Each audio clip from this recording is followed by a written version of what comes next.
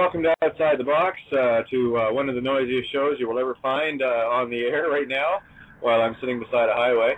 Anyway, yeah, I'm your host, Creative Guy, here on Outside the Box, just waiting for Tony to chime in. When he is ready, he will be here. In the meantime, I just want to let people know that, yeah, this is a call-in show. You are allowed to play. I would love to hear from you.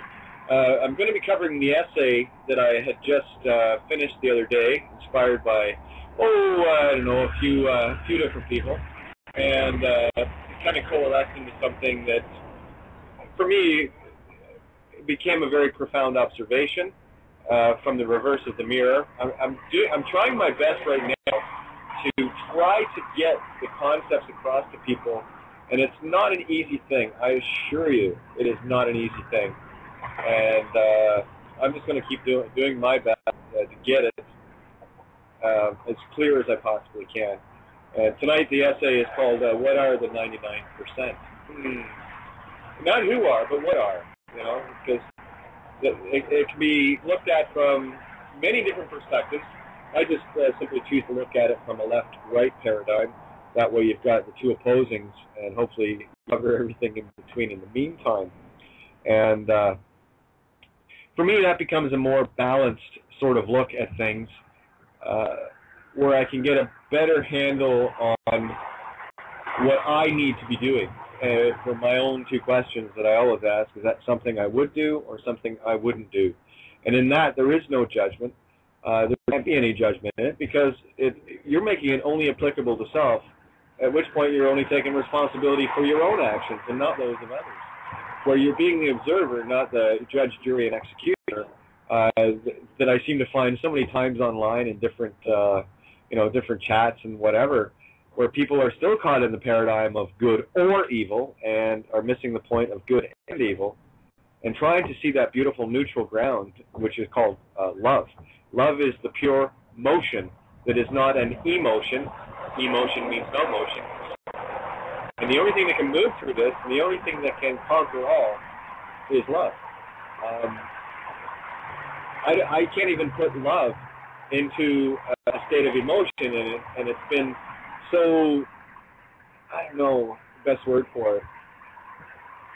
The whole idea of love being this romantic thing was just messed up. The emotion of love as we know it, I just see that as an extreme magnetic attraction from the electromagnetic universe sense of things, in that those vibrations that we are attracted to at any given point in a being's evolution, as a photon of light of God, you are God, are those things that I am going to vibrate and resonate with, in the understanding that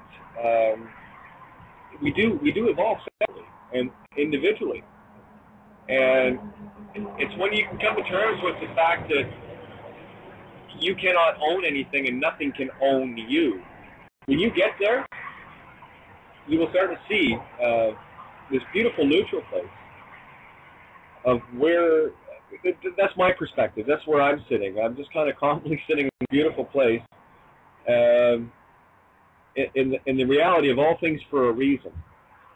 And the minute you can accept all things for a reason, you'll be fine. I mean, given what I've been through, was quite a road.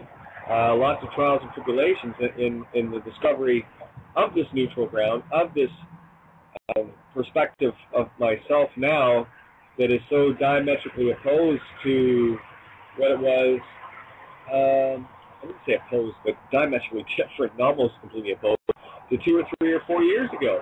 I mean, I was always on the trail of needing to find truth in the physical universe, but I was trying to approach it from an ethereal and physical, but I still haven't gotten to the point where I can see the difference and the exact same thing that they are.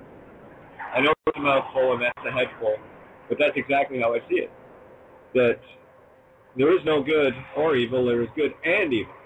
There is no right or wrong, there is right and wrong. It just depends on what side of the coin you're standing on, and my position has always been one of, as a two-spirit, of kind of walking that middle ground, between the worlds. So I'm getting a very pan-determined look at both left and right equally. And when I finally came to terms with who and what it was I am and my particular role here, and after spending 4 decades of trying to prove myself wrong, and there was something definitely insane and wrong about me, only to discover that I was given what I thought was one of the cruelest curses. I was given one of the most beautiful blessings. And again, we all choose our games and our roles to play, and it just took me a while to figure it out. And I'm still figuring it out. But I'm a lot further down that yellow brick road in the Emerald City than I have been yesterday. So again, this is all moments of now. I don't deal in the past. I don't deal in the future. I only deal in the now. And when you get into that beautiful point of now, and I would recommend anyone who hasn't seen the movie or read the book, Way of the Peaceful Warrior, if you can grasp exactly what Socrates is trying to share in the movie or in the book, from the perspective, you will start to get a better and fuller understanding of yourself and who and what it is you are and what is your purpose. I covered that in one of the essays there, What's in a Name. And there's a lot of power in your name. If you can figure out what it is, bring in the fact that whatever your zodiac is, that's the holy science, that is your roadmap, and your name is your purpose, your way. That's what ancient etymology for name is. You can figure out your way through your name, you'll be fine. And all you do is look at it and listen to it. Don't just see it as a spelling, listen to it as a sound, and then try to work both of them together to see what it sounds like, or what other words you could get out of it, be it through a Latin translation or Greek or letter by letter. And for those that have been listening to me for any length of time, you're starting to get a handle on just how beautifully messed up and beautifully perfect the Angle-ish language is. It is the perfect trap and the perfect freedom, all in the same language. And it is truly the architect's gift that we can all learn to use or ignore. And that's your call. Ignoring it, that's not something I would do. Looking at it and really trying to understand it and feel it and listen to it and see it and just be it, now that's something I would do, and that's something I have done. And that's been my trail from day one, pretty much. I look back over everything in my life as just clues to who and what it is I am and what I'm supposed to be doing. All things work for a reason, and I can see them as clear as day with this beautiful silver thread running through them all. And my wish is that you can too. And hopefully I'll be able to convey some of those ideas for you where you can resonate with them and where you can begin to make an even bigger difference in this universe, because you are me as I am you. We are all one, just different perspectives of that. And everyone matters equally. Now, when I finish this essay, I'm going to go through a couple of perspectives that I will try my best to explain. The concepts are so simple and so contrary to what we've all been brought up and taught to believe. It might take a little bit, one, for me to explain, and two, for you to grasp it. But you guys are all pretty smart. Hey, you're here. Obviously, there must be some resonance. You're listening. So there you go. It's either that or I'm just constantly trying to ram it down your throat. But that's just my way. That's okay. Anyway, so let's see here. What are the 99%? Yours truly. Now, here's the essay for you. And again, you can call in. Oh, I will. Actually, I should give the number out. Eh? That'll probably be a good thing, Catherine. Some days. Anyway, you can call in on the landline at area code 714-868-0749. That's area code 714-868-0749. Or you can Skype in. All you have to do is, if you're listening on the page, the Skype button should be there. And if it's not, just refresh your page, and the Skype button will be there. And feel free to call in, and I'd love to hear from you. So, without further ado, to God, we will read this. And yeah, I'd love to hear some other perspectives on it. Now, Tony, when you show up, I'll get to you because you're still not there yet. I'll just keep checking. All right, so live radio, gotta love it. So what are the 99%? Now, in the grand scheme of things, especially lately, you will see a lot of people chanting the "we are the 99%" without ever really considering what that truly is. You will find that protests in front of banks that they support with their loans, also known as deposits, they will be screaming and shouting about how the bankers are screwing them, and then the next day they'll happily go in and cash a government or other check. They will be protesting the evils of the banks with their cute little signs and their dressed-up children who haven't a clue as to the signs they're carrying, since many of these children aren't old enough to read yet. I find it ironic and a little sad that people are teaching their own kids how to protest something but really haven't got a clue as to what they're really protesting. These are the people that have spent most of their lives asleep at the wheel while merrily using the system to their own benefit. But once that benefit turns to blatant truth as to the fraud of the whole system, out they go to the streets, where so many of us have been for a long time and left, as we simply chose to stop feeding the beast that is killing us. Now, when people feed banks, they feed their own destruction. Yes, we are in a transition from banking to no banking, I assure you. Many have finally seen the folly of allowing someone the power of printing paper money out of thin air, as if they or anyone could be trusted with that role. And I would challenge any of the 99% who are protesting if they wouldn't do exactly the same thing they are protesting about. The temptation to human nature is too great, where the programs of the mind run too deep. If I start handing you a few $100 bills every day, you will get used to it. You'll even find a way to justify it. This is the fallacy of benevolent human nature within the 99% mindset. And the simple truth is, if you're using one or any of their banks, you're guilty of feeding this paradigm. And oh yes, it is a tangled web we're in, to be sure. And there is no easy way out of this, and we'll simply have to exit this in the drip-by-drip fashion we got into it. That drip will become a waterfall once the system finally and inevitably collapses. You think the 99% are pissed off now?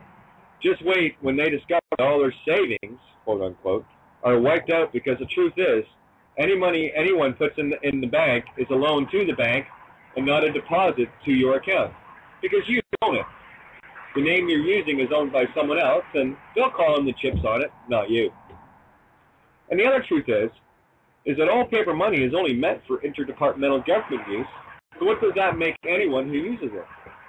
And once you've come to terms with this fact, it becomes a necessity of use in the interim, versus being another dumbed-down civil servant government employee with an elevated sense of self-importance. Now, while I fully grasp the why people are protesting, it nevertheless leads me to ask those protesting exactly what it is they're raving at. Blindness and ignorance have been the rulers of the masses for too long, and I only see this as the next net result of our own ignorance until we finally decide to stand up and say we've had enough.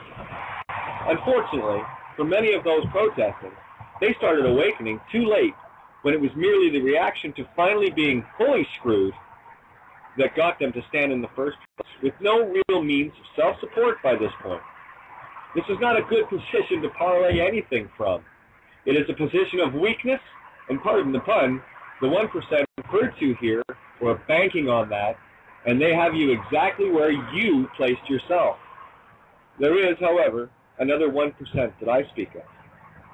They are the 1% who already awakened to this ruse a long time ago, and actually planned their game accordingly, preparing for an uncertain future that was still being created in each moment of now that they were living in, and still do. We are the ones that smelled this rat early on, and we're frustrated at every turn by the 99% that are finally getting it, albeit a dollar shy and a day late. We are the ones that poured our lives into this in order to create a better now of the future. We are the ones that have been telling everyone all along about what is happening now, and we're still getting beaten up for it. Yet, we are the ones that they come to in their times of need, because the reality of what we have said for a long time has finally sunk in. Here's another cold, hard fact for you. Many, if not all of us, are at a point now where this work has cost us everything, and we are at the point of not being able to continue, me being one of them. I've drained my entire life, family, and fortune into this walk, where only truth mattered, damn the torpedoes. And I know many others who have done the same, where we have lost our homes, our livelihoods, our families, etc., because of the frauds we have revealed for all to see. There are those that have control of this planet that do not like it when that happens, and they do whatever they can to kill that truth getting out. Some of us got through alive only because we know how universal law, not man-made law, truly works. Knowing this renders you untouchable at varying degrees, depending on one's ability to grasp these eternal laws. The 99% are merely experiencing the rubber band effect of their own actions, where natural law's pendulum always comes back to center and beyond, depending on the individual's trespass on these laws. Alas, they will continue to bitch and gripe, and will then go looking for answers that have long been there and waiting, if they could simply have woken up sooner. In accordance with the trough programming of the masses, these truths too will be taken for granted and used at will, where the benefit of the one still outweighs the benefits of all. Such is the system speak, system think, and system do. I've been an oarsman in this particular boat for a long time now, constantly rowing to the shores of truth, along with a handful of others, and there is one thing we've noticed. The more truth we uncover, the more that climb aboard this boat. The only problem is, 99% of them don't pick up an oar or offer to give energy to those of us long past exhausted. No, they come aboard with their deck chairs and sunscreen and pina coladas and start bucking the chant of, "Row faster!" And by this point, you will already know which part of the crew you are. Here's the catch. I already know my fellow one-percenters, because their actions speak, not their words. And these 99% are the ones happy about the 1% of us who are getting things done. They are the ones that are enjoying all the benefits and the fruits of the labors of those 1%ers, excuse me, of those 1%ers that have anteed up everything to pay to reveal these truths. They are the ones that are happy to get all the info they need to better their lives without ever feeling the need to share from the trough with those of us who filled it.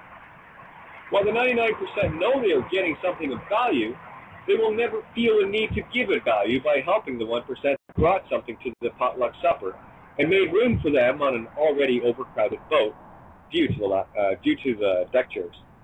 Now they, the 99%, are the ones that are still in the system of thinking, and to the system they will return, until they too pick up an oar or bring something to the table.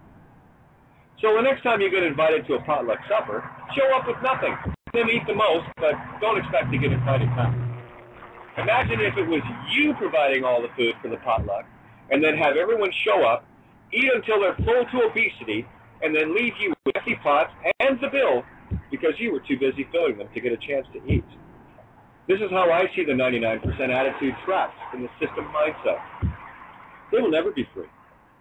Imagine that every day you return to this boat and are welcomed fully, only to find one day the very crew you were leaning on to get to the shores of truth have all disappeared or died. The good news is the oars were left behind, but the sad part is the 99% didn't take the time to learn how to use them. Yep, the professor, the captain, and the rest of the crew of the SS Minnow have vanished, and all that's left is Gilligan. No, I don't see a sequel here either. Much love, one of your dedicated oarsmen, Kate. Oh, and P.S. Oarsmen that help other oarsmen, as we always do, are sharing the last crust of bread, while the 99% Deckcharians guzzle down the pot roast. Sharesies, perhaps? Anyway, there you go. There's a little bit of me to a whole lot of you. I gotta check the room to see if Tony's there yet. Still not there. I don't know where Tony is. I'm gonna check Skype here to see if he's about, and I'm not seeing him. Oh, there he is. Try again, Tony. Try again. Okay, I'm at the helm here, Tony, so if you want to call in, I can bring the call. And don't forget, yes, you can call in, listeners. I'd love to hear from you at 714-868-0749. When I'm finished doing this show tonight at 9 p.m. Eastern Standard Time, I will have done a total of 6 hours of live radio today talking. When I could have been 8 hours. Tony will have done 8 hours if he sits in for the whole 2 hours here. So please bear with me, guys. My voice is tired. I have to do the shows outside, and it's a little bit chilly, so if I end up coughing or clearing my throat, that's only because of the weather. The good news is this, due to a few other oarsmen out there that have been helping share that last crust of bread, we got word today that we have a place secured for October 1st. For myself, Victoria, Tara, and now possibly 2 others. So I wanted to put out a most heartfelt appreciation and gratitude to those that have helped get us this far. We're still not at our mark. We're still not at our target. But we're there. I got to tell you, it's kind of funny because, I mean, I could probably do the math and it would work out to about 99%, but when I look into, I'm going to put the onus out there because there's a, let me just go and check it out on the Freedom Range room. In the Freedom Range group, we have a total of 1,377 members. And every one of those members, if they're logged on to Facebook at any time, will get notices as to what's going on. And I'm sure at some point those 1,377 members, myself included, have tuned in and gotten something of value. Otherwise, we wouldn't want to be members. Makes sense to me. And here's the irony of this. All it would take, this is all it would take. This is a great comparison of the 1% and the 99%, just to show you. Of the 1,377 members, I can count about,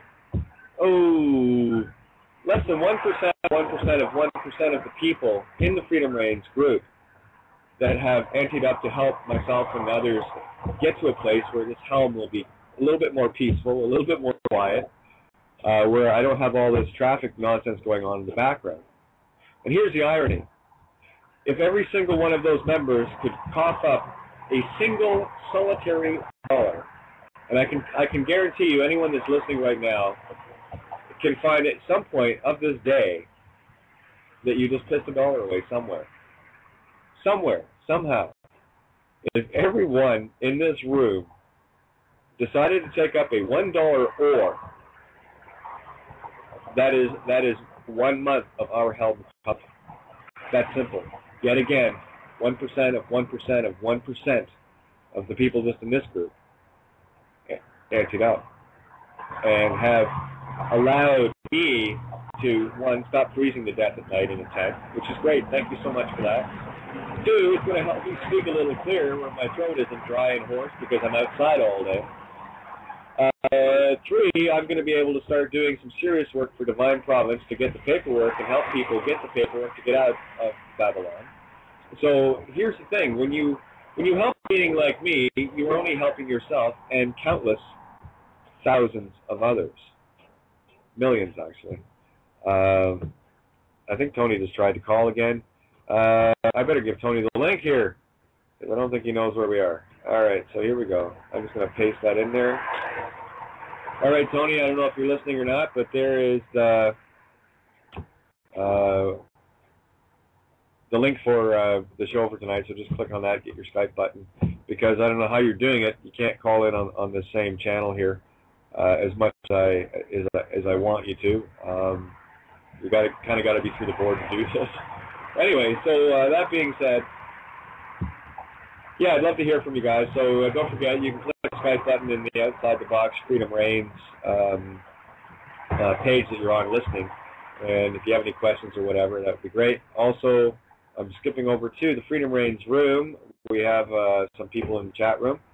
And if you have any questions, please feel free to ask questions in there. And I want to thank all the new people that have been contact requesting me on Facebook.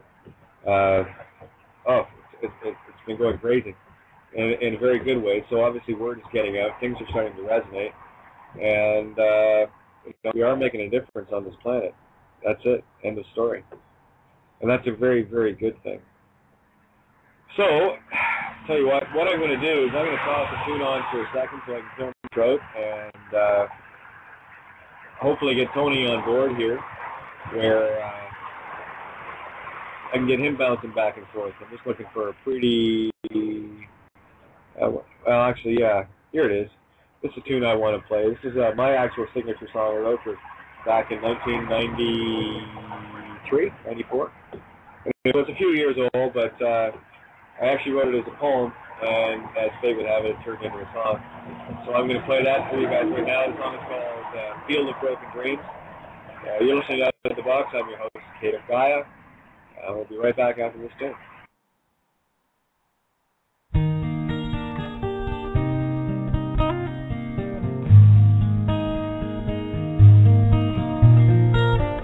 I've never seen before my eyes this dream.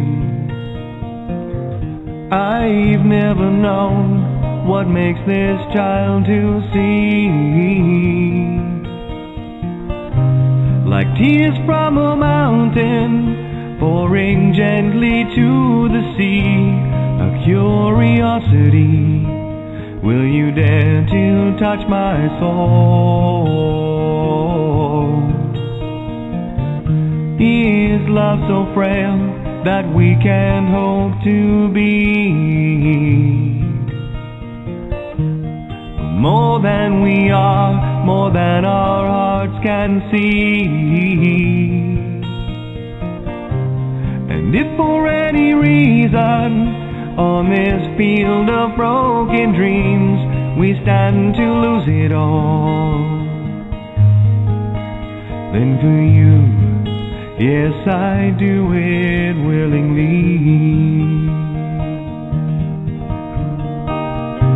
If this is our moment, captured in time, always to sustain, for lost in your eyes I find are the only means to remain. Searching relentlessly, just like a cloud, she chases her rain. We'll stand here firm, 'cause we are an island protected by love on this field of broken dreams.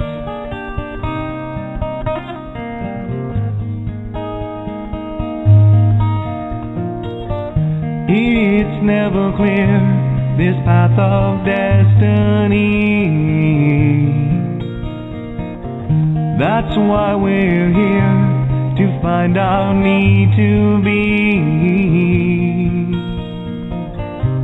Elusive as a rainbow, we can try to steal her gold, but she'll give it willingly. Will you dare to ask her though? We'll find a way, we must believe in us. There'll come a day, we'll soar, and when it does, the sky will have no boundaries. I will challenge every sea. I will never lose this dream.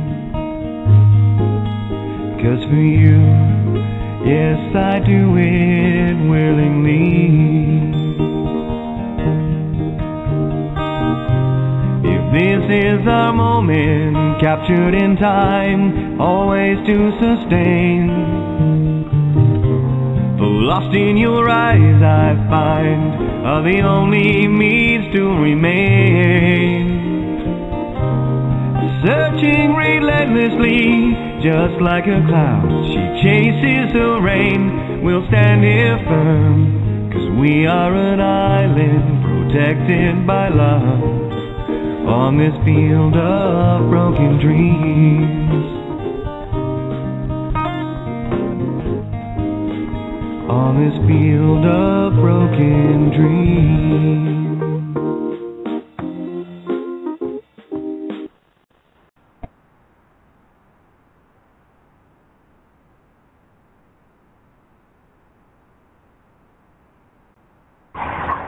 Okay, well, hopefully I'm back on the air here. Just had a quick chat-in with Tony to let him know not even sure how I'm going to be able to do this. I'll make sure that I'm still on the air here. If anyone in the chat room can hear me, I'd love to know if I'm still on the air. I'm not sure if I am or not. So, in the meantime, I'm going to click on one more song. That way I can double check just by listening in myself. So I'm going to do that right now. And a song called Refuge. Right back.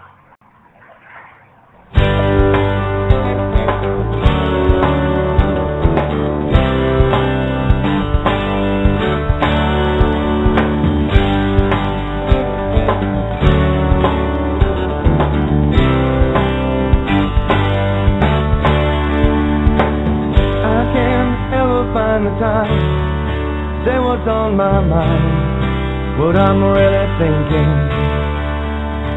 You there, clouding up my senses, I can't build my fences strong enough to hide. It's what I feel inside, it's too much for a single man to bear. So find me somewhere I can run to, any kind of refuge without you there.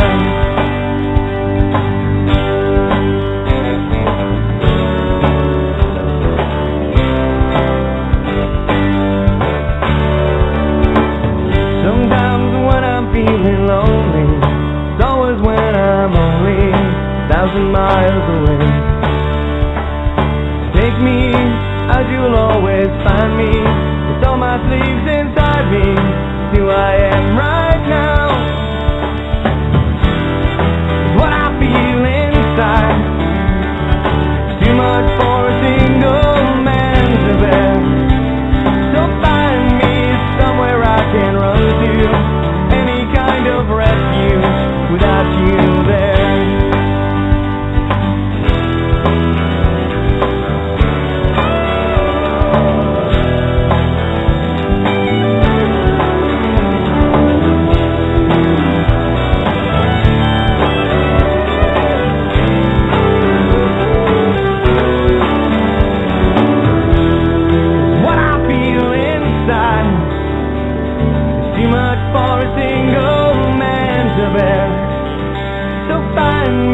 Somewhere I can run to, any kind of refuge without you there. Find me somewhere I can run to, any kind of refuge without you there. Find me somewhere I can run to, any kind of refuge without you there. I need refuge without you there. Without you there.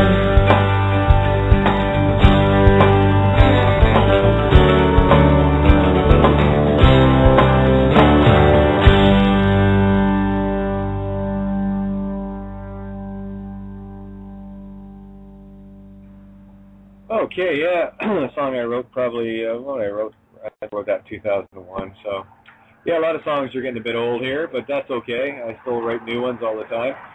Just typing you, Victoria. If you can hear me, just Skype me back if you can. Let me know if you can hear me.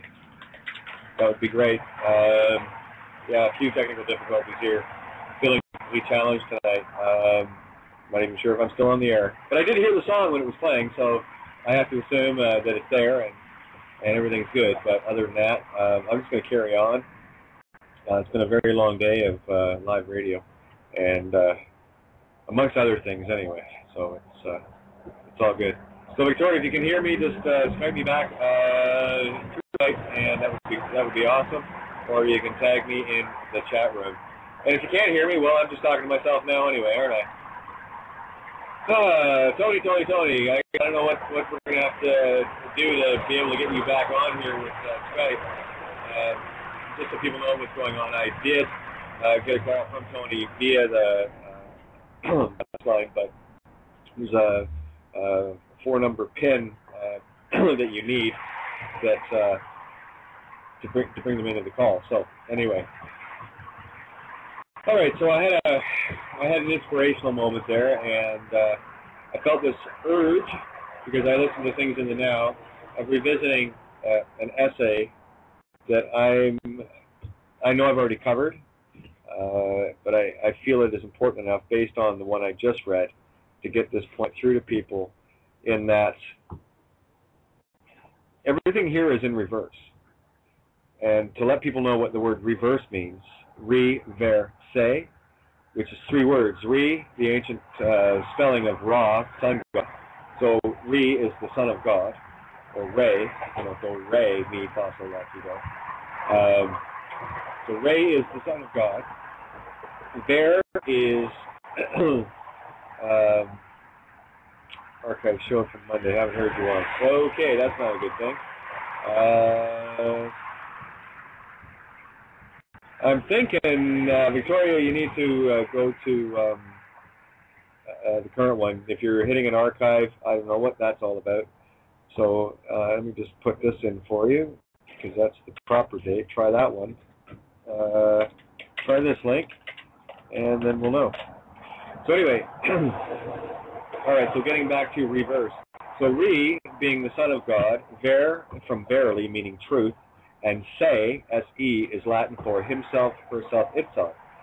So the son of God, truth, the Holy Trinity of the one, himself, herself, itself, means that we need to reverse our way of getting in here and to get out. You got to get in to get out, and it is backwards. This is Genesis carpet crawler land, so best get used to it. So anyway, I'm going to read the essay I did last week. It's a short one, actually, but I think it conveys the most truth in what I'm trying to convey with even that essay of what are the, 99%. The black hole's deliverance, or darkest before the dawn. And we all know this.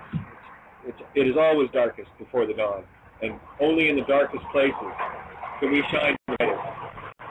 Religion has always taught us to seek the light, and ye shall find. Find what? There's but one thing that bright lights do to me, and, well, that's to blind me. This is a realm of opposites. Of this much I am sure. It's a realm where everything is backwards, where we are caught in the smoke and mirrors of illusion. Even Hollywood tries to convince us that the dark is evil and portrays everything dark as bad. And I must say that this is and always has been a red flag. Take Darth Vader as a big example. Always with the line, "You don't understand the power of the dark side, Luke." Sure, that's all fine and dandy, but the assumption is that dark and evil is one and the same thing, whereas I tend to disagree. Again, I return to the notion of perspective and intention. And if one's intention is to have all the power and use it to destroy, then indeed, the dark and all its power would be a nasty thing for all things in creation. The yin-yang is the yin-yang symbol is the best representation of truth that is immediately apparent in my mind. And in the light side, there's a dot of shadow, and on the shadow side, there's a dot of light. My contention for a long time has been that when someone exits the bodies, go 180 degrees from the light and head to the darkest place. It is only in the darkest times and places that we can be the light photon creation in our most powerful sense, where new universes can be created, better ones as a result of our experiences.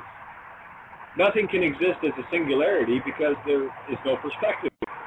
It is the perspective that is consciousness, the duality perspective brought into that singular notion of creation. That is when the singular intention becomes the exponential creation. Okay. This is the fundamental reality of physical, or its mirror of sci-fi call.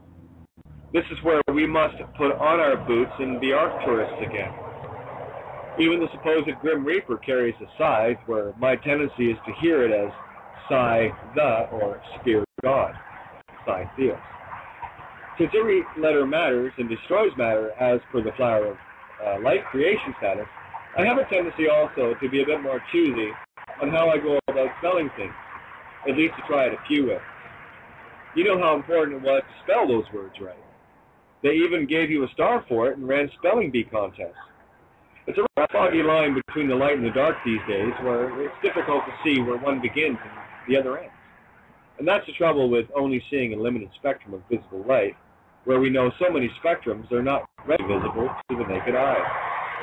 And as soon as something is being shown as something to fear, my radar goes off and I put on my Sherlock Holmes cape, green velvet with hoodie, of course, and I go snooping around to see what is being hidden. Take the recent dark night shootings in Aurora, for example. Another example of throwing fear into the masses and connecting it to the dark is something to run away from. Even when my own quest began with the idea of looking for the darkest places and shining light on them, or as I refer to myself as the son and daughter equally, where I shine as much light on the dots not visible for all to see. And take a black hole, for example, with the theory that it is created from a star getting so large that it can no longer support its own weight, and collapses in on itself where no matter can escape, and where space is folded, creating a universe on the other side. These are also referred to as wormholes, spiraling inwards, as an extreme example of the DNA of creation. Look at all the fear surrounding the dark star inbound called Nibiru or Planet X. The Mayans will be the first to tell you that there's nothing to fear, where even the name Mayan means illusion. Is it coincidence that one of the seven sisters of the Pleiades is called Maya? There appears to be much excitement surrounding this age, where I do not know why, but they know intuitively that there was a reason they wanted to be here. Of course they do, because who would want to miss out on their graduation day after 25,952 years anyway? My feeling is that only when a dark sun is near enough can we be able to graduate by vibrating high enough. This has been a life of continually going back and forth between options of what's good and what's bad, and I've experienced enough bad things from those aspects to be considered good, but I'm sold on the mirror aspects of this place completely and fully.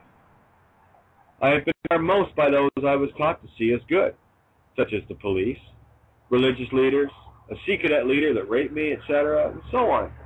Even my own two-spirit nature is backwards here. For me, this has truly been a war of good and evil. Even when we have someone close to us die, we all hover around the empty cocoon and fail to see the butterfly that just left the chrysalis. I've done anything in my heart that I know to be truth, and it has done nothing but destroy everything around me, where I am the one thought to be mad. Then I look at the madness of this world with wars, death, and destruction around me, and I know that I don't want that in my universe. Always caught in the dichotomy of good versus evil, right versus wrong, light versus dark. What I have been saying all along is that if people say things are getting worse, I simply tell them it's actually getting better. It's just that more light is being shed on what's been going on all along. Imagine a world where people could simply murder populations without media coverage, and you'll see what I mean. If a tree falls in the forest and no one hears it, do you really give a shit? If it fell beside you, then maybe you might jump a little, kind of thinking. The world is awakening to more and more because of our ability to see it better, by virtue of more eyes on the tree, as it were. Now we know it fell, we heard it, and 2 million others posted it on Facebook within seconds via their iPhones or Blackberries. Within seconds, the whole planet knows about it.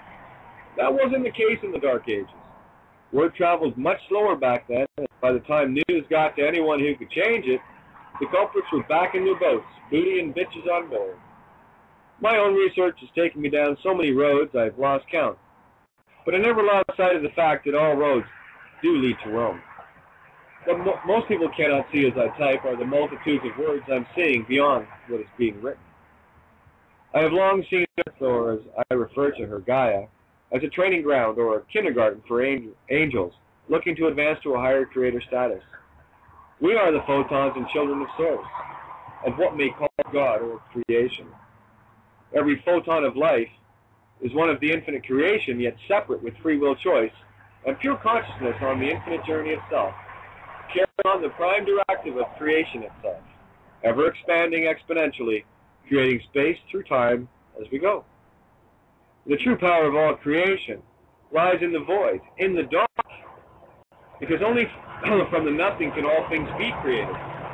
Only when one can grasp that notion can one be free of the illusions of being trapped in the physical game itself. And if you ask me, that's a pretty nifty plan, cosmically speaking. So many people talk about the elites, etc., heading to their hidey holes underground in Denver and other places. It too makes sense. And how can this place remain a training ground if there's no one here to train them? This, too, is the perfect balance of duality. If we were to lose that aspect of ourselves, we could exist to be further created to allow for perspective, and then free will choice. This, to me, is akin to those who choose to be teachers of both the light arts and the dark. I mean, really, if one chooses to be a watcher or a teacher on the darker side, it only makes sense that they get the best of the physical world, since it's their choice as photons to be that just as important part of the creation. And this is where the lesson of free will choice resides, where photon aspects, like myself, have chosen to move on where we might finally be bored with being a teacher on Gaia, or just came here as a tourist to experience the ride. For many, this is about as far outside the box perspective as they may have heard, but maybe it's one that may resonate with them. We, as aspects of the one consciousness, have the ability to choose which angle or direction we take next. Think of a light beam bouncing off one mirror to the next, being able to stop in the ones we choose to stop in or create. Even the Lord's Prayer says, "Deliver us from evil," not darkness, and therein lies another problem of literal translations. But this cosmic game here, in this particular dimension, is so perfect once you see it, no words are capable of describing it. We are the riders and the riders, the wizards and the fools. Evil can never overcome good in the same way that good can never overcome evil. You can't have one without the other, because that defies nature. When one aspect swings too far, the other one will always come in to bring it back into balance, the ebb and flow of creation. There is good and evil in everything, in all creation, so you must get used to that notion. And the only thing we can do as free will photons is choose what we want to experience and when. It wouldn't be much of a game otherwise, and infinity is a long time to be bored. Every so often we like to do the opposite of our true nature to get a better notion of ourselves and what we like, to measure our own needs and the role in the overall consciousness. And there's one thing I know of for sure, is that I chose this game to experience the opposite of my own feminine nature. And yeah, I really don't like this side of the pendulum of masculine intent, where my game was merely a just making sure stop. Oh, well, I'll likely do it again at some point, but it will be a very long time, I assure you. I also had a much deeper need to be here as well, to play my own role in this most glorious event of graduation. It's my feeling of contention that the Atlanteans tried to jump the gun on creation's rules and simply messed it up ahead of the age of Aquarius.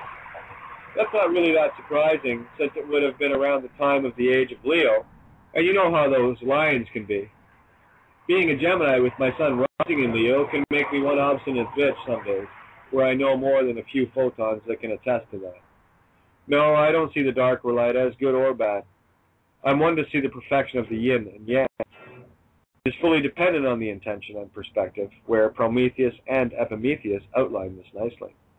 Think first, then act, or act first, then think. They are simply the mirrors of each other. Just consider that someone once said that all the world's a stage and showed the plays they wrote at the Globe Theatre. And you might just start to believe that you might just be taking your particular role a little too seriously. As at every stage performance, there are those present to make sure the play goes off without a hitch, to direct you when you need it, to gently nudge your ship/mind when you're too far off course. I know I've met a few of them, and why I refer to them as the Watchers. These will be the ones you might be pissed off at the most, or the ones you love the most. But rest assured, one told me not so long ago, I'm just doing my job.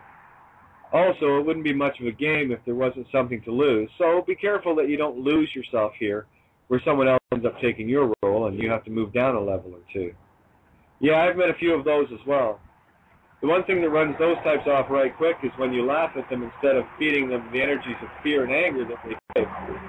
These will be the humans that have just graduated from the animal world of predator-prey, and they're not very adept at being human yet, and lack the experience the older photons have as part of that all-consciousness. Don't be too rough on them. You were there once, too. Every electron that spins off from source is a new child of light, and they, like you once, have much to learn and only infinity to learn it. This is a game of balance, and the balance must be kept as per natural and cosmic law. If you step too far outside the pendulum swing, that same law will be swift in its justice, lest you impinge on the whole plan as it is laid out. The only variable in that law is the one and only neutral thing in this universe, and it's the pure motion of life itself, the only non-emotion called love. Love is the game changer that has no boundaries. It is the weak force and the strong force that holds the larger atoms together. Love truly does conquer all. Now, if you're looking for me, I'll be the photon of light heading for the darkest places in the void to shine new light and life into the void where new universes will be created. Only love trumps creation because love is creation itself. May you be and have much love. See you back on stage. Yours truly.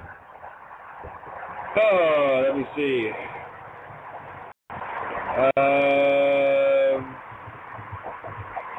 I don't know what's going on here. I'm just beginning to wonder if we didn't get hijacked, because I just got a note from Victoria that someone is talking about mercenaries, etc., and that sounds like something Drake would do. Anyway, this is getting to be a little bit too weird for me. I'm just wondering if Deatra's tuned in here. Weird. I'm just going to see if Deatra's around here. Oh, I can't even see the board because it's too dark here. Beautiful, eh? Anyway, yeah, this is getting a bit odd. Okay, I'm going to go to the host room. I don't even know if anybody's actually hearing this. What is going on?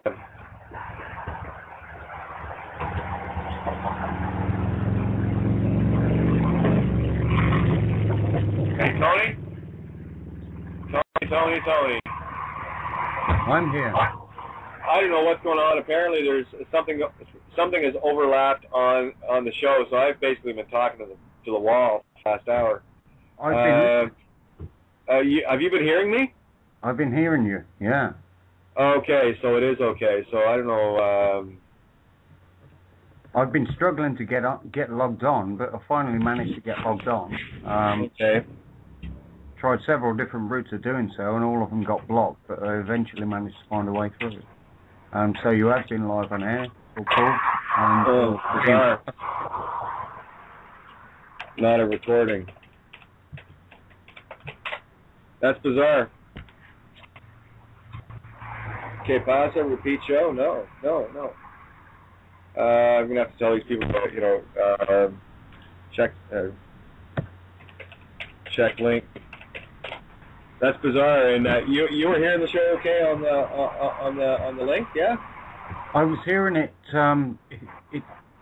Sometimes it would start and then stop, and that's happened probably about 15 times when each time I refreshed the page. There you go. Okay, yeah, okay. No, thank you, Karina Moon.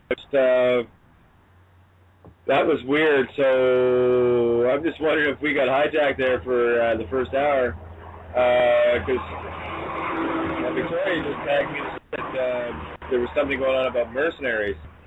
So that's just bizarre. That is just bizarre.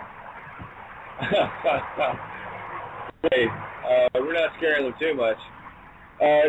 So Karina Moon, just if you could quickly type into the chat if you're listening. Well, obviously you are. What was actually going on prior to? Somebody said it was a repeat show, which it wasn't. I've been on the air since 7 o'clock, and it's now 2 minutes to 8. So I'm just curious as to what went down there.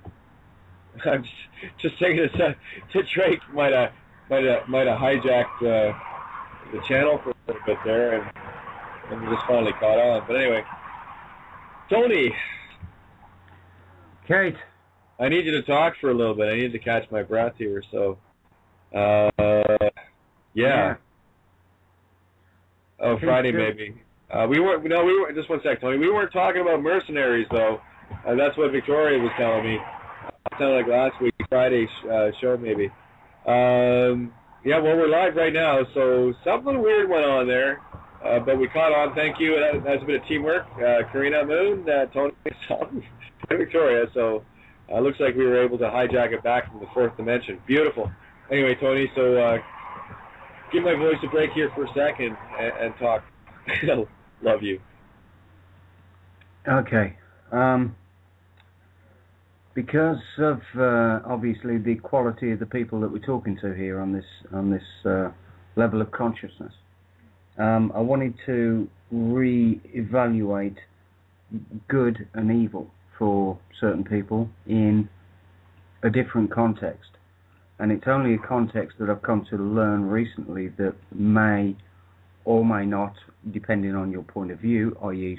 / perspective, give you an inclination into the confusing nature of how can people be so evil, and how at the same time can they possibly imagine that they could be doing us a favour.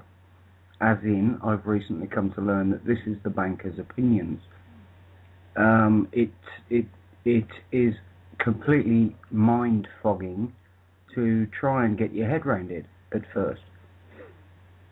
So I just thought I'd try and elaborate because of the poem that was, the information that Kate just gave. I always thought about good being positive and kind and nice and beautiful and all that sort of thing. And I always thought about the negative being nasty, evil, backstabbing, violent, abusive, aggressive, etc. Now, those descriptions appear still correct to a point.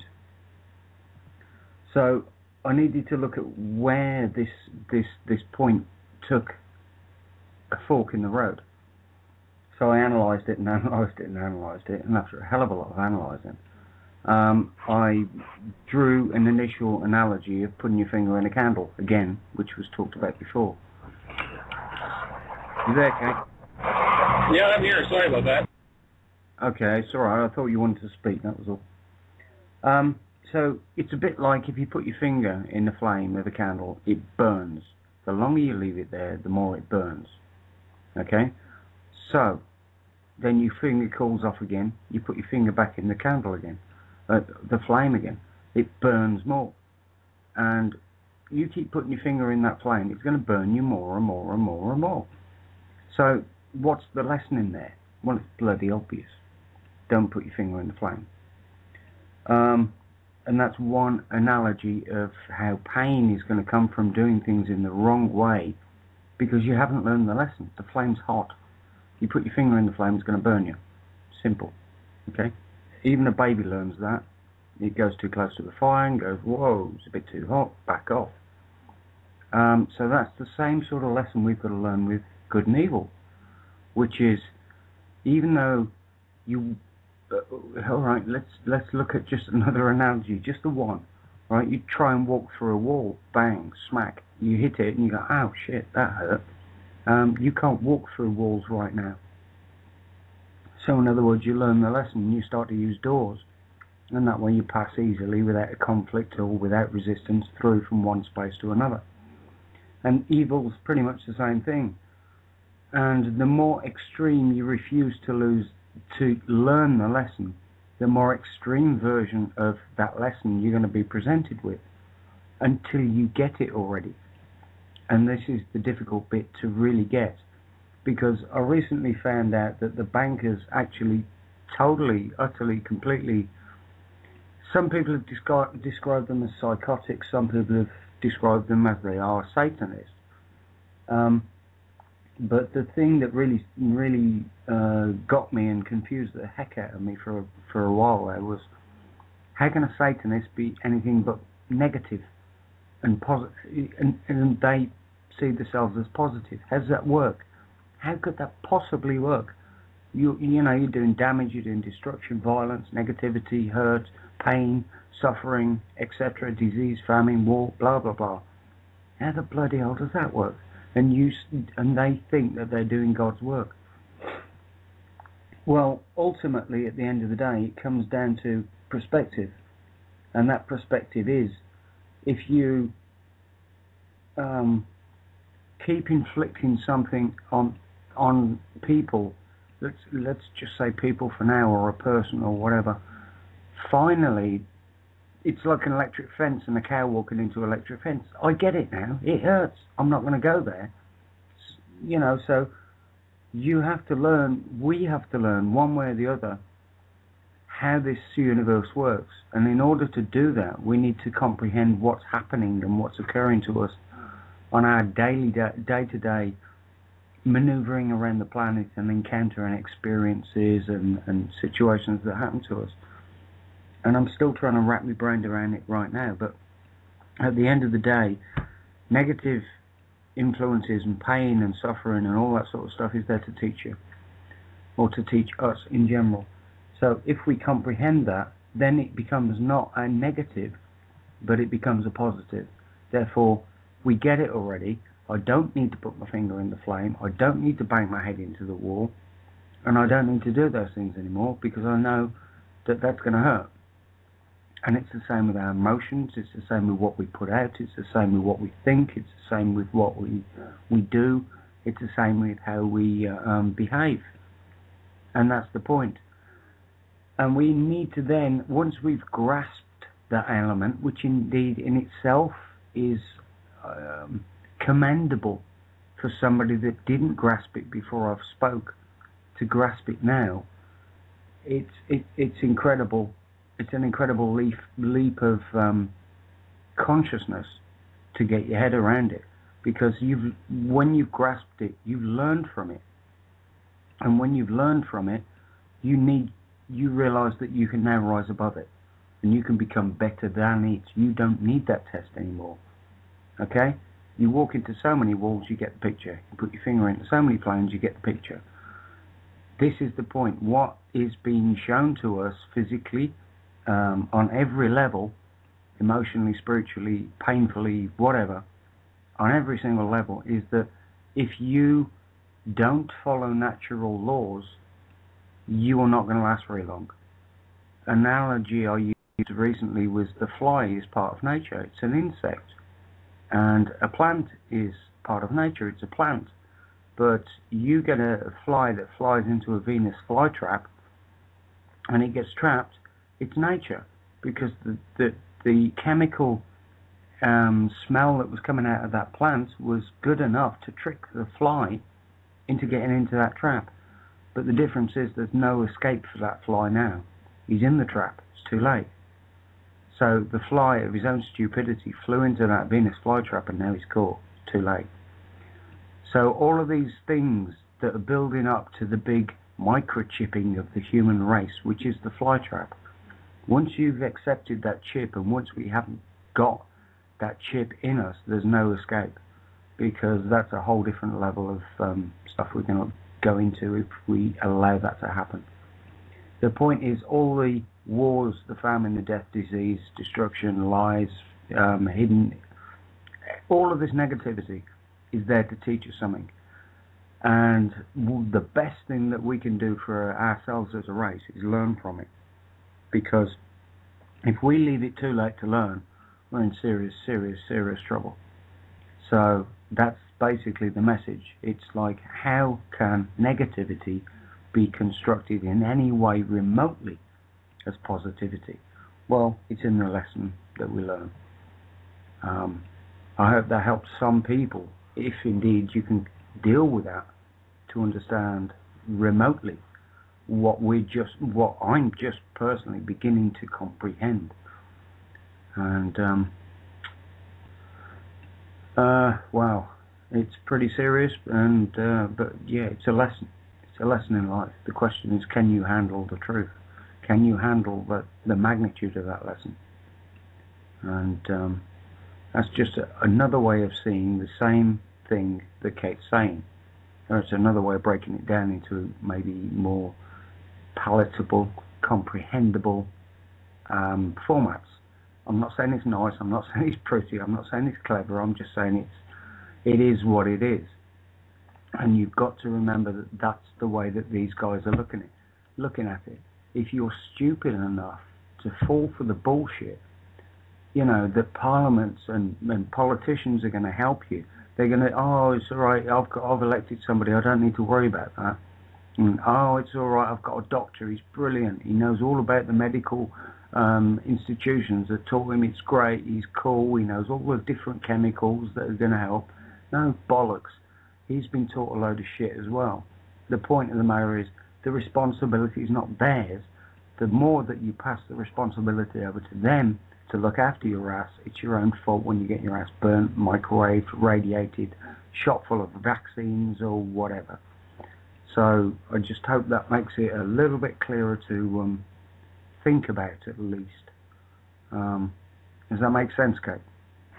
Yeah, I was going to jump there for a sec. Just getting word from Victoria. I've given her our link a number of times. One of them, Cool and the Gang, was playing, and the one I just gave it to her again, and she just typed here, FEMA camps, World War II propaganda posters.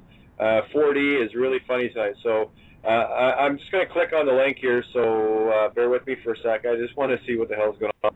It looks like we are really pissing the 4D watchers off. Which is not a bad thing. Again, it depends on what needs to get nudged here or not. So I just brought up the page just to see what is being played. So I'm fully expecting to hear an echo or a delay. So if that does occur, I'll know that we are actually on the air. So we'll just give it a second here. Just doing the reverse play to see if it's going to come through. Yeah. Okay. Yeah. So the link works fine for me. Apparently, I don't get it. Well, you know, stranger things have happened, eh, Tony? So it doesn't surprise me at all. Yeah. Would you be surprised? Here we go. Our fears. Yes, absolutely, Karina Moon. Our fears are there to teach us something, and that's why we need to confront them. Absolutely, and it's only when you can confront them to see how powerless they are, and the only power that a fear has is that which you grant it. That's an extremely valuable lesson, and I mean, you said it very succinctly, Tony, and really, in order to understand how bright we be, we also have to be able to confront how dark we can be at the same time. And I totally get why I can see the good and evil in Rome, in the bankers, in the royals, and all of those elements that people have been ranting and raving against for so long. Excuse me, I get that. In that we have been presented with the truth in front of us for so very, very long. And sometimes it takes a large war to wake up enough people, and photons, of course, get recycled back here if they didn't get it the first time, that it's not a good idea to be in a trench in World War I. And, of course, they can come back and they end up being, you know, shot down in a fighter plane in World War II, you know, et cetera, and so forth, where, you know, people that have been through those experiences, and there were millions upon millions that fought, especially in the Great War, World War I, millions upon millions died. And that guaranteed, based on what that was a very nasty experience for whoever was involved with it. Who knows? I could have been there. I have no idea. I don't have a resonance with it in that regard, but I don't know what else to say on that one. So I'm just going back through here to Karina again. She said that had to refresh the Blog Talk radio page. Then they were able to get it, or she was able to get us live. So I would say, Victoria, it's, the link was on my phone, but there's an American talking about air traffic controllers. Oh my God! Refresh again. They are messing with us. Something fierce, Tony. You've never been interfered with by the Watchers before, have you? Who, me? Is that not including black helicopters and Dartmoor Wires? Oh no, you can't include those. Yeah. Actually, why don't you share a couple of those experiences? They're quite fun to listen to. Yeah. No, I started releasing some information on sacred geometry in the pyramids and the Holy Grail and how it fits, how it all links in. And of course, they've only kept that secret for several thousand years, and got a bit pissed off. So I sort of started letting out the secrets, so they sent military helicopters over and chased me down the A27 with big black cars with men with evil looks on their faces trying to scare the shit out of me, which didn't quite work, which is obviously why I'm sitting here having this conversation with you, Kate. So, Yeah, over a nice cup of tea and having lots of people tuned in, listening in, and well, of course, we're going head-to-head on the Wednesday nights with the fear, doom, and gloom salesman, Drake, talking about all the vengeance that needs to happen and all the rest of it. But again, there's, and I've said it before, in order to have light, you must have dark. So it only makes sense that Drake and you and I are going basically head-to-head on the same time slot. And it only makes sense that chances are that channel has actually hacked into ours. So it doesn't take rocket scientists to figure out how to do that as a rerouting. And it's not our channel, and what we're doing is secret. I make a point of getting it out there. So I don't think it would take much to take that link and add some code to it to redirect it to another link, Yeah, well, I wouldn't personally do it that way. I'd get Drake on the show and see what he's got to say for himself. Well, yeah, no, I'd love to have Drake on this show just to confront one-on-one the issues. And hey, listen, if he's one of the good guys, great, and if he's one of the bad guys, well, either way, you talk with us long enough, we'll figure you out and we'll get you sorted out in short order. That's called the no bullshit factor. Yeah, so anyway, a half-an-hour show at least. Yeah. Well, again, you'll find that 2 hours just isn't long enough for a show like that, and that's one of the things, especially after a day like today. And you're running a total of you'll be 8 hours on the air today. I'm just going to be doing 6 at this point because I had the 2-hour show this morning with the Wake Radio that I do every Wednesday as well. Got to tell you, it is exhausting, and every show has its own element of importance and its own truths revealed in it. So it's like coming off these major highs of epiphanies early on in the day, and it's like you top that by the nighttime, and it's like I haven't had a chance to sit still long enough to let source download. Because I've been doing too much talking all day, But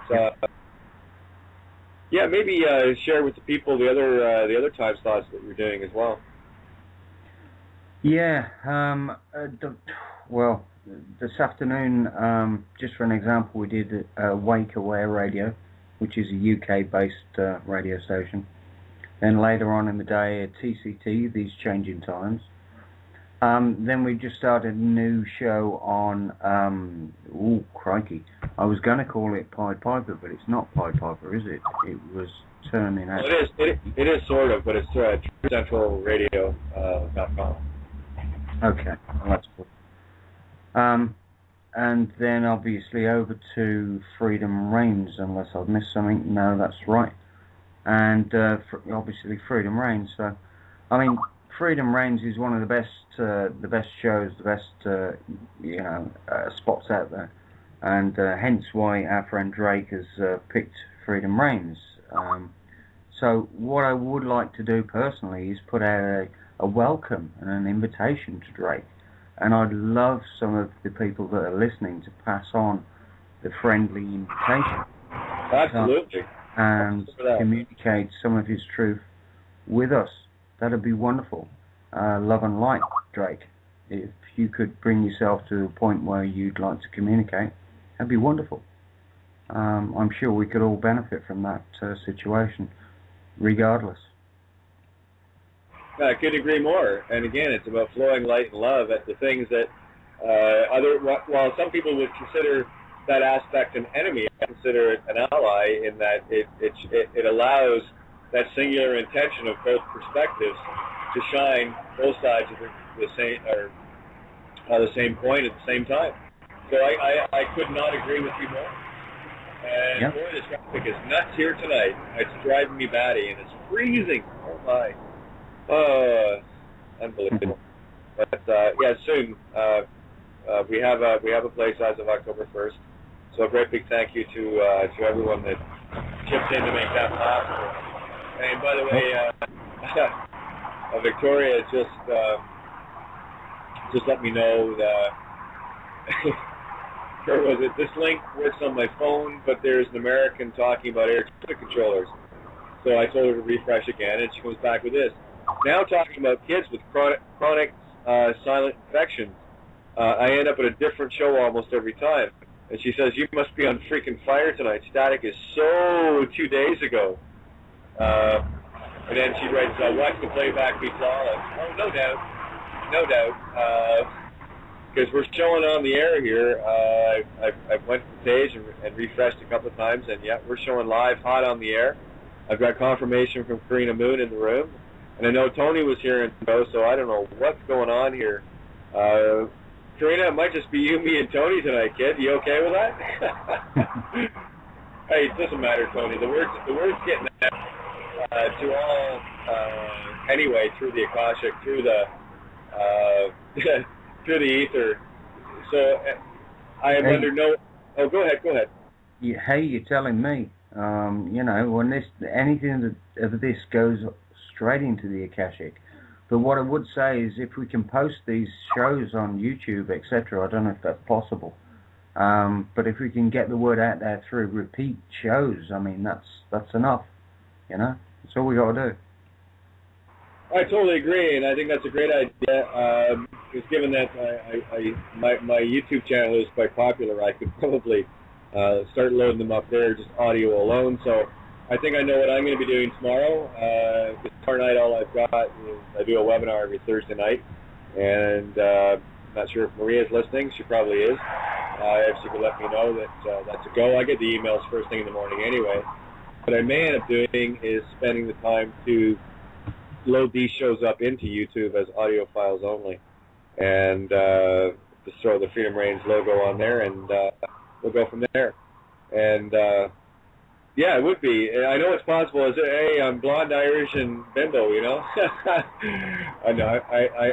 I'm fairly technically adept. I'll figure it out, and we'll get the YouTube ones up, and that way, the people that are visiting my YouTube channel on a daily basis will be able to access these shows.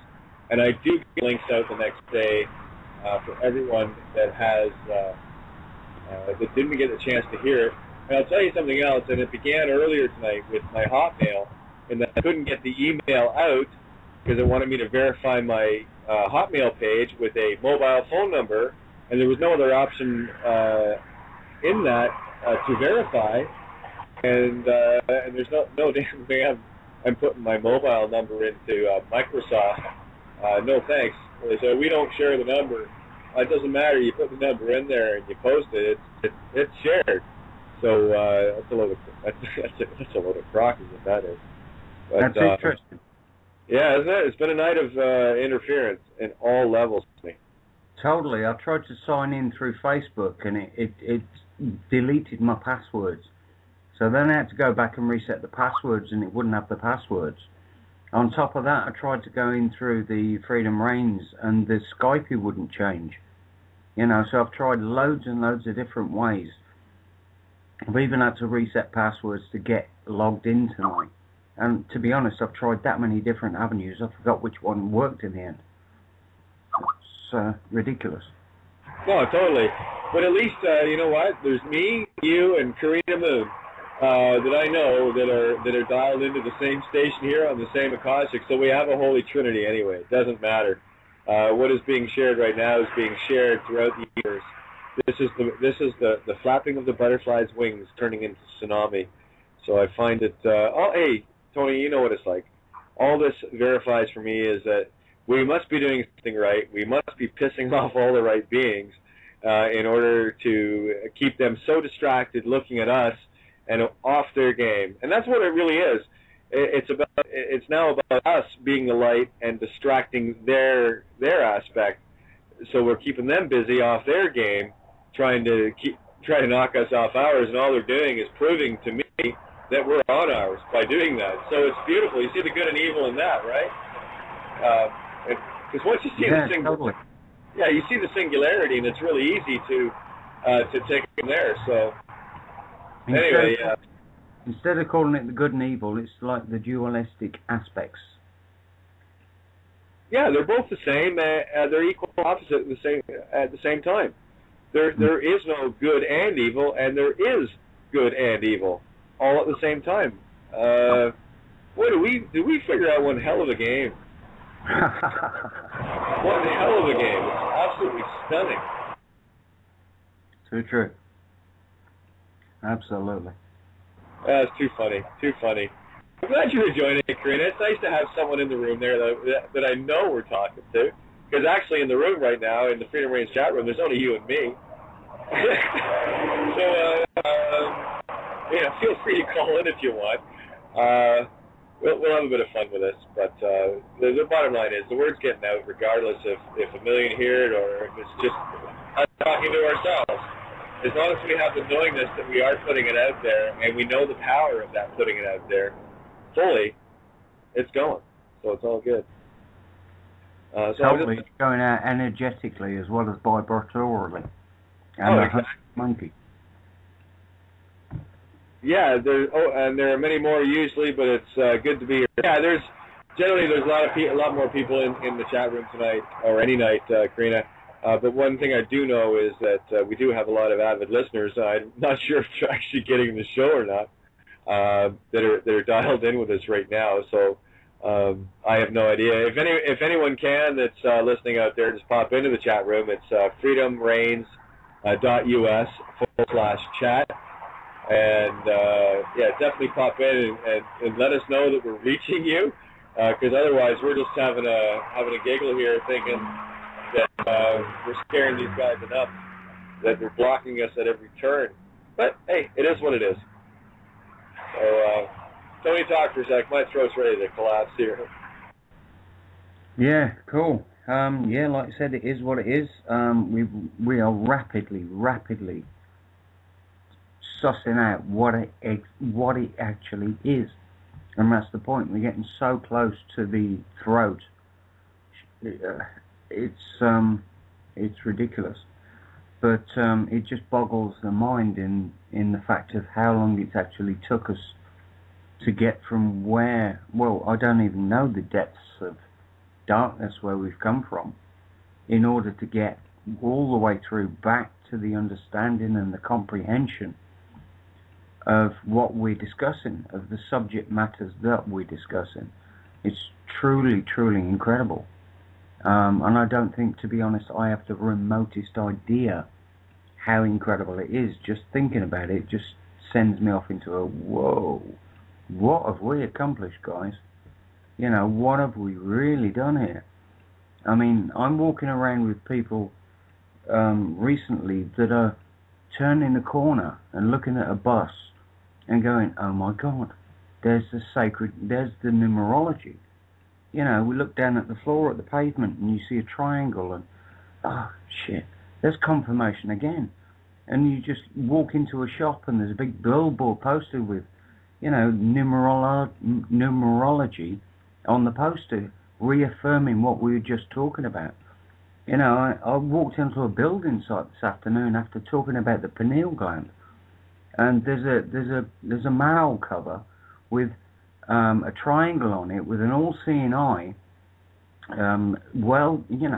fixed into the ground, that's been there for a while because it's a building site, and next to it is an electronic box with a triangle warning symbol or exclamation mark in orange or yellow, should I say, based in London, with the 144,000. In other words, the serial number of the actual box was 1444, and we were just talking about the 144 and relating when the saints come marching home, etc. And we were just talking about this synchronicity, like you could not ever make up, is happening around every corner.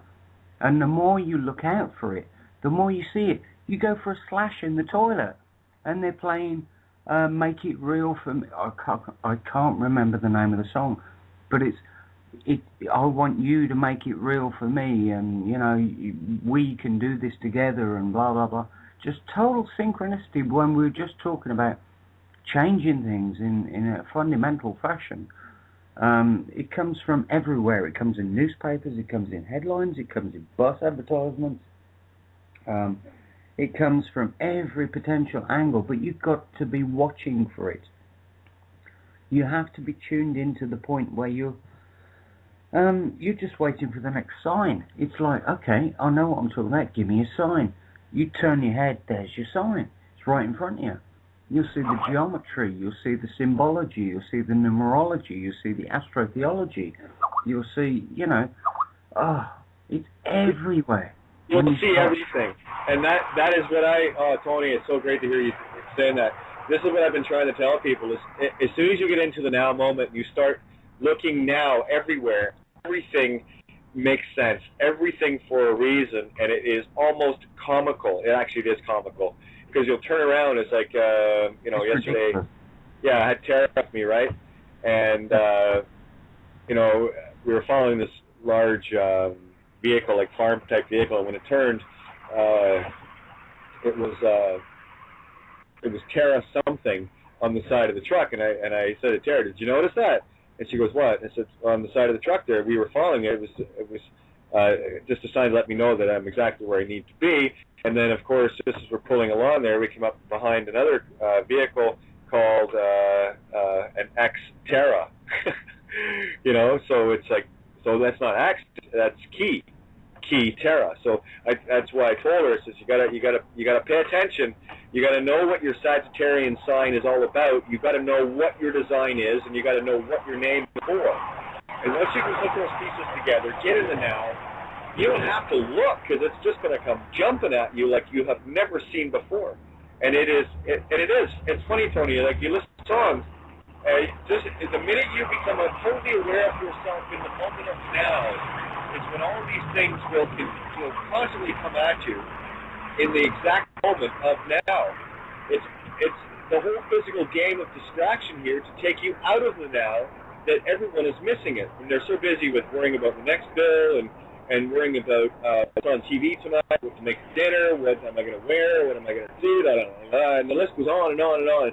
And this physical universe is so full of distractions, it's any wonder that any of us found our way back to ourselves. Yeah. So I totally get it. I mean, I've been sitting talking, you totally get it. Tell me about it. I can take people down a high street, and I can point out to, I mentioned these earlier, petrol stations. Total petrol station has an all-seeing eye, partially veiled. You look at Texaco, there's a Knights Templar T with a red sacred geometry pentacle behind it, inside a circle. All this is sacred geometry. You look at the National Lottery in the UK, it's a thumbs up sign, but it's made of 3 sixes. 666. You look at a barcode. The barcode's there with a 6 at the front, a 6 in the middle, and a 6 at the end. It's satanic. All of this is telling you, yeah, it's true, and it's just get it already. And then you have to explore, well, what is it I've got to get? Well, we're being run by Satanists. Well, what's a Satanist? A Saturn worshipper. Well, what's Saturn? Oh, it's a planet. Okay, so they worship the planets. So what's the influence of the planets? Well, the planets have got energy attached to them. Have they? Yes, they have. So how does that work? Well, it works when the planets line up. They form this and they do that. And transfer of energy, the moon, etc. I've discussed this today about the moon coming close to the Earth and we get a high tide, etc. There's energy involved in all of these aspects. Symbolically, numerology, sacred geometry, and all of it, but they're not separate. They're all one. We discussed today about cymatics, which is taking a flat plate, putting a speaker under it, sprinkling salt on the top and turning the sound on, forms a geometric pattern. It's everywhere. And everything linked. Tony, the list goes on and on. I'm going to give you the helm for a couple of minutes. The cold is getting better of me here. I just need about 3 or 4 minutes. If you can carry on, I just want to do a shout out to Lawrence and thank you. Your gift got to Victoria and Vicky today. I just heard about that about 2 hours ago. So thank you. The flows are opening, and expect a 1,000-fold return on that one. That's just the way it is with me. And I am you, and you are me. And when the flows open both ways, I have a super magnet for everyone out there. That's just what I do. I'm a manifesting generator, and just wait till you see. This is what makes me so happy, because I know that flow return is 1,000-fold. Anyway, and it comes in all forms. I get word of it too often. So Tony, if you can take the helm for 4 minutes, I will be right back. Yep. Oh, cool. Thank you. So even just relaying a couple of experiences. Hey, thank you guys. All of you guys that have contributed to Kate. I mean, good grief. You know, how much do you want to give up? We've, you know, I can't even comprehend what Kate's had to go through. You know, solitary confinement, losing the house, losing everything she had. I mean, you don't need a list. You know what she's put on the line for this. So, God bless you, Kate. Thank you so much. Really, truly, utterly, completely. We've got a job to do, guys. This is the point. We know that, no matter what the cost is going to be, you know, it doesn't matter. It's irrelevant. The point is, there's a lot of souls in this world, and there's a lot of people in a big mess. And there are certain people that are going to do their utmost, no matter what the consequences, to come and do what they can to do and help the situation. There's many ways of helping. You can give somebody 50 pence on the street, or you can, you know, change the world. What do you want to do? It's your choice. It's your God, your a spark of divinity. You choose the magnitude of your path. You choose the decisions at the end of the day. You know, it doesn't matter whether you want to cower into the corner and pretend it's not real, or whether you want to face it full on and scowl at it, or whether you actually want to smile at it and say, I know you, I understand you, I comprehend what you were doing. You can scream and shout and stamp your feet and have all the tantrums in the world. Doesn't matter. I still know you. You can't change that. You know, I comprehend what you are. Look evil in the face, if you like. And again, let's define evil. We've been there and done it, so I'm not going to bother going over it. But the point is, we need to understand everything for what it is. And that's the difficult bit. It's like wrapping your mind around some of this stuff is just incredible. But when you do it, it's well, it's still absolutely incredible, to be honest. I'm still trying to wrap my mind around it, because the more you wrap your mind around it, the deeper it goes.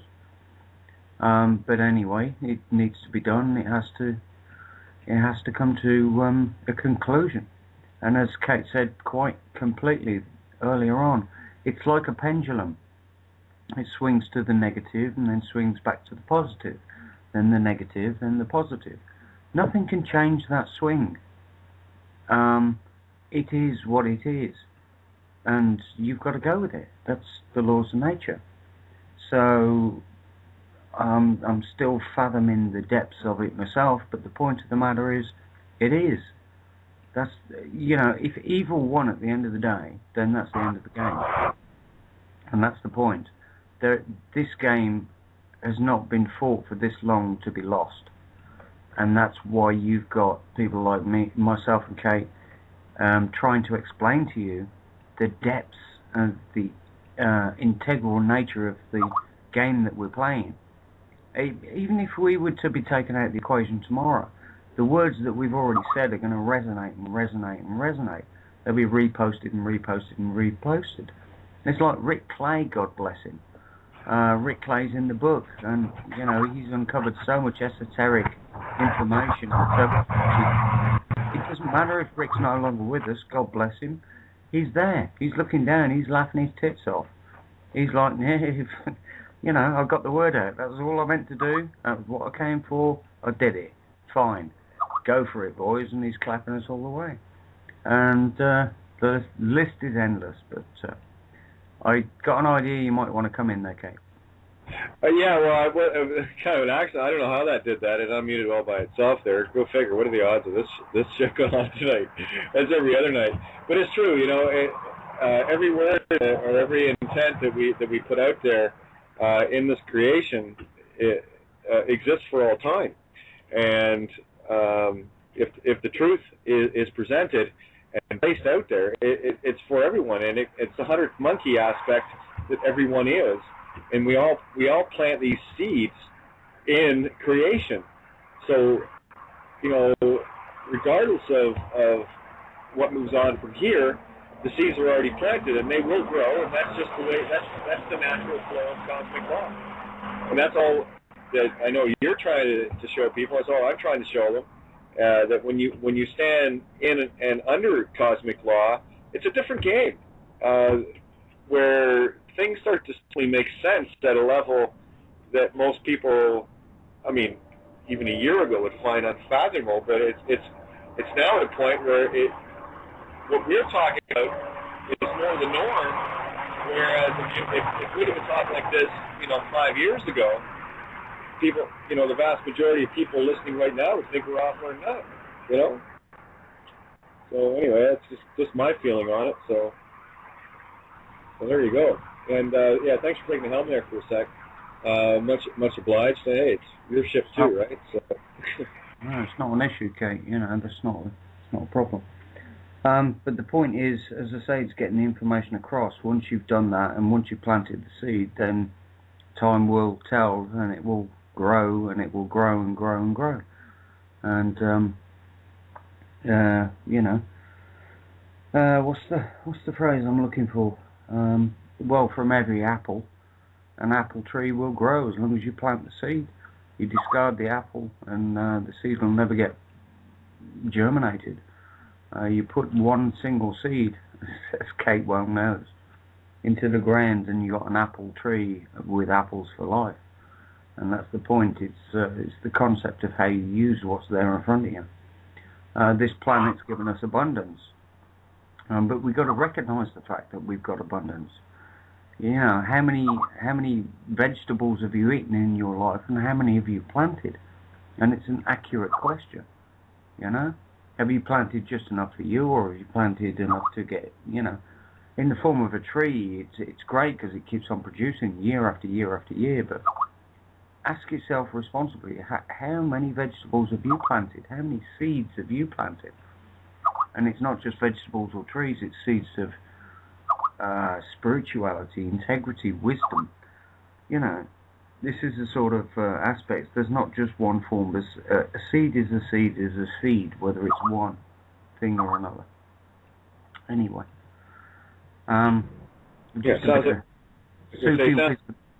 Oh yeah, I was going to say, it sounds like your Skype's going a bit nuts over there, which is all good. That's normal. That's why I leave mine on Do Not Disturb. Otherwise, I'd be driven nuts with with the beeps all day. Good point that Karina Moon brought up here as well. Okay, damn, you're hung up myself. Moving this out of the way.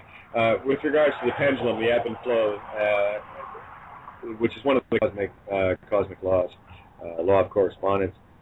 The more you are part of the physical effect of the game, the wider the pendulum seems to swing. When you're the more you have or are at effect to good or evil, and only seeing one side and blaming the other is a measurement of how far the pendulum has swung one way or the other, and it will swing back completely to the equal and opposite of the other side, and people wonder why they were in such a mess all the time. And that's, hey, me too. I've done the same thing. And again, when I speak of everyone, I include me in that. Okay, I've walked this road as well. I've been part of the paradigm, and I've been part of being an idiot and moron and doing all the things that we, at the time, at that moment of now, we think we should be doing, which inevitably led us to the point where we are now. But here's the thing. With that pendulum, the higher up you can climb in terms of the neutral, not allowing for that extreme of duality, good or evil, and when you can start, the closer you get to seeing good and evil in everything, the more in the middle you are, and the higher up the pendulum you are, where it has less effect on you.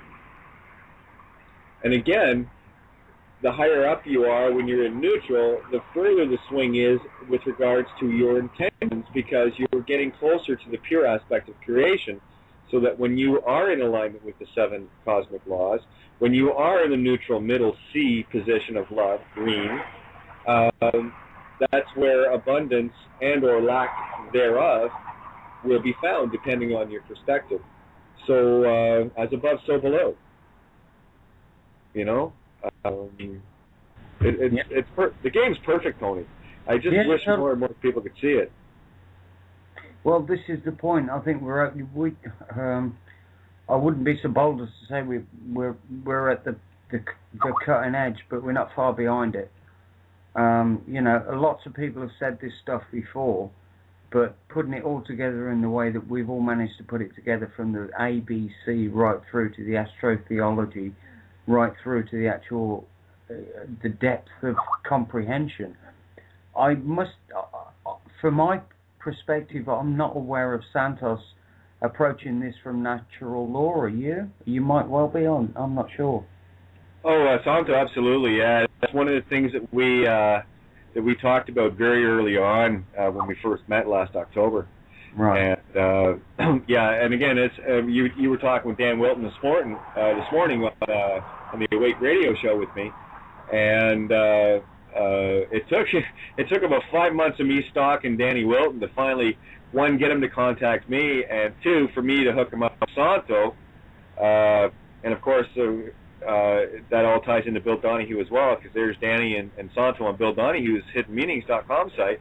So all the pieces you know my role here. I am the dot connector. That's what I do. That's all I do. I see the pieces and I connect all the pieces together, and I feel like I'm a telephone operator, and I see that, okay, well, Danny's doing this, oh wait, and that fits in with Santo, so they need to talk, and I'll hook them up, and then I'll go over to, okay, well, so-and-so needs to talk to so-and-so, and so-and-so needs to do this. And I feel like, you know, 1 ringy-dingy-dingy, 2 ringy-dingy-dingy chick, you know, from way back when. But that's my role. I mean, you're a Gemini as I you're on the cusp of the Taurian Gemini, so you've got a beautiful duality working there as well. So, thank you. Oh yeah, hey, look, I'm just seeing what people are and what their purpose is, and I can resonate with everything that you do.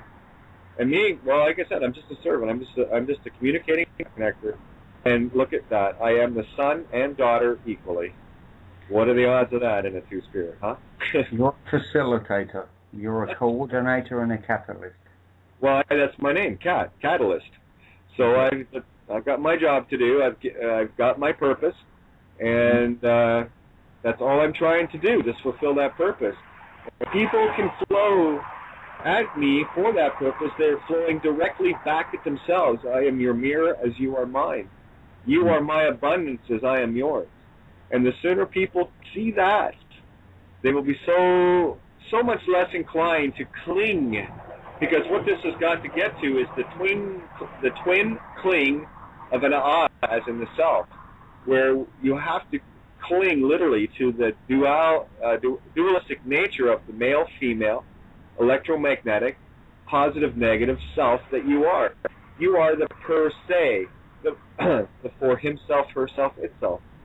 Mm-hmm. When you get there, you're as high up on the pendulum as you need to be to get a good look at everything down below. And here's the joy of it, because when it's like being on a merry-go-round. If you're standing in the center of the merry-go-round while it's spinning, you're moving like a record. You're moving much slower than on the outside of the record that has to move so much faster to cover the same distance. Mm-hmm. You know, so there is another physical representation of the pendulum. So the game here is to get as high up in the pendulum, as neutral as you can get. And boy, when you're there, it's a very, very mild swing for you, but you can look down and see that swath of pendulum swing knocking everything out of its way, be it good or evil, or good and evil at the same time. So yeah, definitely the as above view is way better than the so below. So I'm just trying to bring that as above to the so below so that it works on both sides equally. Just my thoughts on it. Absolutely. One of the things that springs to mind is that, it doesn't really matter how many people we're talking to, but evil spelled backwards is live. And live can be understood as in you didn't know any better. You were just living it. Does that make sense to you?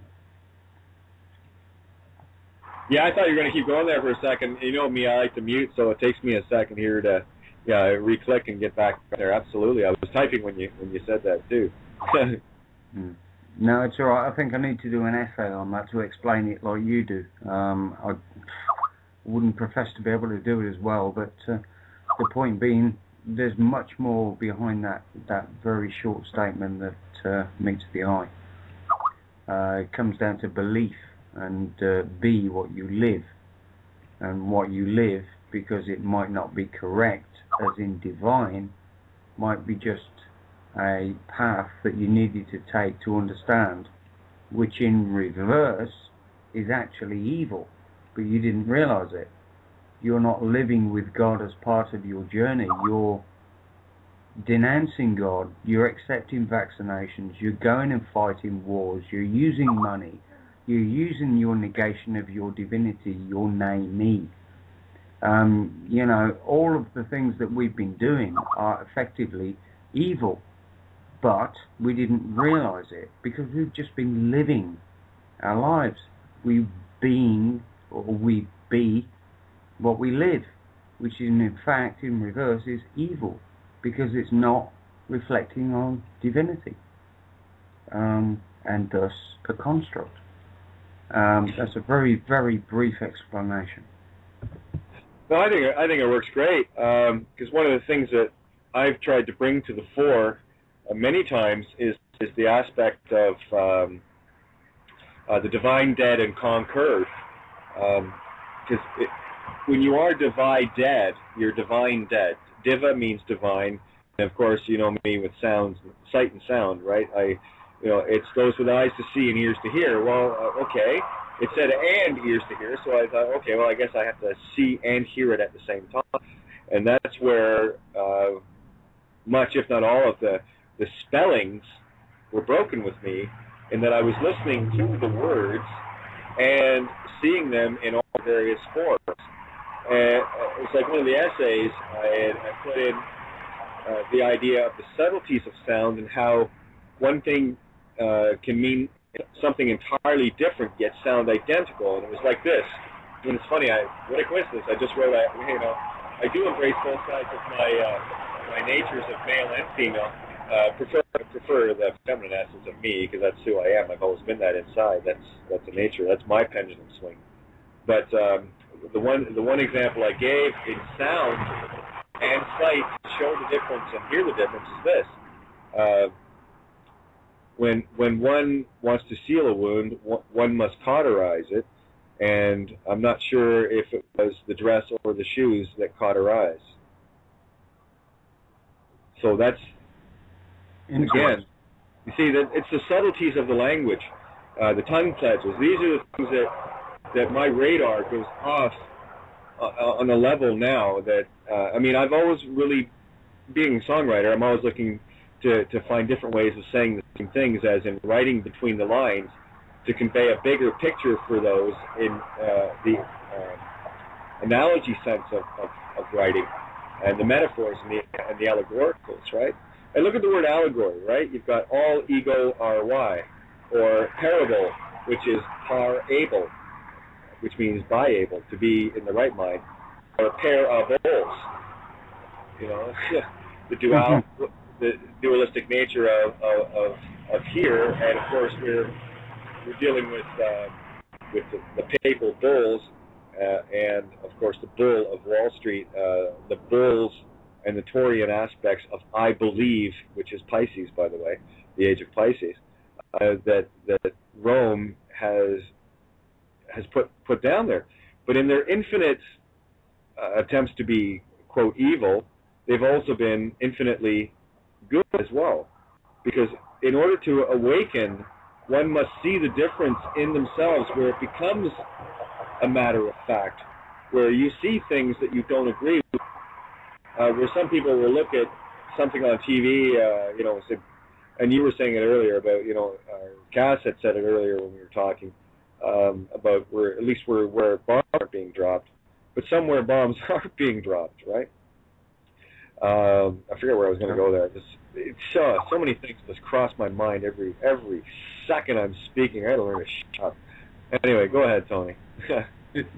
You actually hit on a good point there. This is it.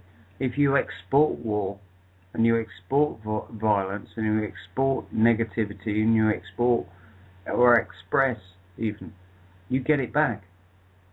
So I think it might be a good idea if we stop bombing places now, because otherwise we're going to get it back here. That's the whole design of the point in the first place, to bring the wrath of karma home to here. If you want our people being killed with depleted uranium bullets and all this sort of stuff firing over our direction, well, just carry on exporting it. Let's go to Syria, let's go to Iran, let's go to sort of like all these places. Let's go to China. Fuck it, bring the party on. Is that what you really want to do? Because that's what you're going to get. Well, here's the thing, and if you look at the as above, so below, we are at war in our minds of trying to overrule the Cain ego 10% left mind, which is the mind of West, which is trying to destroy that mind, pure able, creative feminine essence of creation of the right mind, which is 90% in the East. So it makes total sense that the fact that the West is, and we're winning now, by the way, because look at what they haven't been able to do. They haven't been able to fulfill, I don't know how many cards of the Illuminati playing card game that have went by the wayside because those aspects were exposed. There's no way that Iran and Israel and the rest is going to be able to wage war because we're already on to them.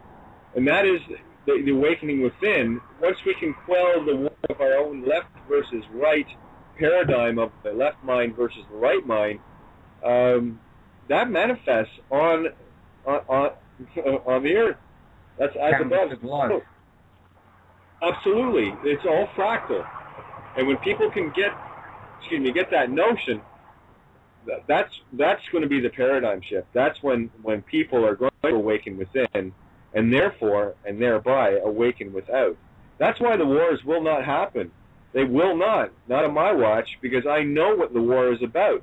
And I quelled mine, and I will play my role as a 100th monkey, and if that is my role to play to cease that, can I affect change on the world? I can affect change in the universe. I'm God, just like you, and you better go up to it. You better start acting like one. Exactly. And that's the distraction. That's what we've been taken away from. So we got 2 minutes and 40 seconds left, Tony. So wrap up, and I'll wrap up and finish this out. Okay. No, it's all been good. Great speaking to you. Sorry about all the... there's no reason I should apologise because we've been mucked about with left, right and centre tonight. But thank you guys for listening. As ever, Kate, pleasure to be on the show, and hopefully we'll see you guys next week on Friday. And thanks again. Over and out. God bless you all. Absolutely, Tony, and always a pleasure. Nice having someone else on either the left or right side of the helm, depending on who's driving and who wants to take a break or who needs to tinkle, It's all good. Don't forget, you can tune in to Outside the Box here on Freedom Reigns Radio, on Blog Talk Radio, every Wednesday and Friday night from 7 p.m. to 9 p.m. Eastern Standard Time. For Tony, it's midnight to 2 a.m. in the UK, Greenwich Mean Time.